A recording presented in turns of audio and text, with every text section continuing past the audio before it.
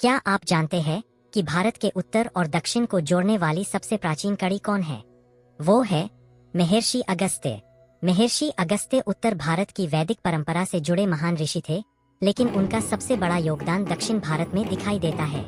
पुराणों के अनुसार जब दक्षिण भारत में वैदिक ज्ञान का प्रसार नहीं हुआ था, तब अगस्त्य मुनि स्वयं दक्षिण की यात्रा पर गए। यही यात्रा उत्तर और दक्षिण भारत के बीच पहला सांस्कृतिक सेतु बनी।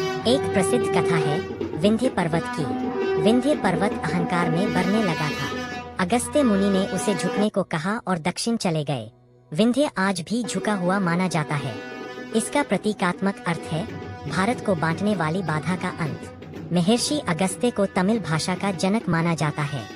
उन्होंने तमिल व्याकरण अगत्तियम की रचना की, यानी संस्कृत और तमिल, उत्तर और दक्षिण दोनों भाषाओं को एक सूत्र में जोड़ा।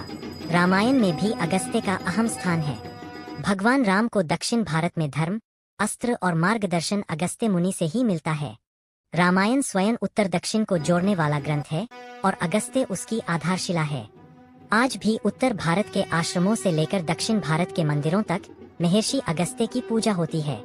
जैसे अगस्त्य मुनि में महर्षि अगस्त्य का भव्य आश्रम है और वे आतपी वातापी राक्षस को मारने के लिए सिला गांव गए। आतपी राक्षस भोजन के साथ पेट में जाता और व्यापी को पुकार पेट को काटकर बाहर निकल जाता, परंतु जब महर्षि अगस्त्य के साथ उसने ऐसा करने का प्रयास किया तब महर्षि अगस्त्य ने माता को पुकार उन्हें सबक सिखाया। तब उनमें से एक सिल्ली के समीप मंदाकिनी नदी में छिप गया और दूसरा श्री बद्रीनाथ मंदिर के शंख के अंदर चला गया। तब से लेकर आज तक वहाँ शंख नहीं बजाया जाता है।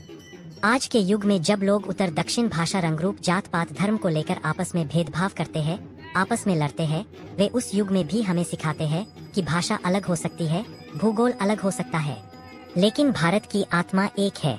महर्षि अगस्त्य केवल ऋषि नहीं थे, वो थे भारत को जोड़ने वाली चेतना। ऐसे ही अपनी संस्कृति को पहचानने के लिए सब्सक्राइब करें, जिससे हम और वीडियो बना सके और कमेंट में जय हिंद लिखे। धन्यवाद। महर्षि अगस्त्य विजयते।